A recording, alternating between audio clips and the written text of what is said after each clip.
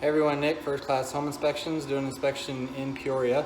One of the first things I do as an inspector is I go through and turn everything on, make sure the AC is on so it gets a chance to cool down.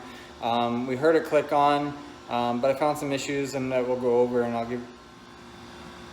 So this home was built in 1984. It does have somewhat updated, so we got it on cool, we got the temperature running. We're checking out the unit on the outside. This is an older unit. I can't read the serial number, it's been scratched off, but indications are it's original, which means it's 34 years old. We have a conduit line cracked in here, and the cooling line is starting to freeze up. There's no insulation on this, and it's starting to frost over. As you come up here, it's not sealed into the stucco, which is going to allow moisture and pest into the wall. So inside the air handler is under the stairwell here. And it's actually, you can hear some noise, but that's just the cooling lines kind of going through, circulating. But the actual blower motor is not coming on whatsoever. Like I said, it's the original unit.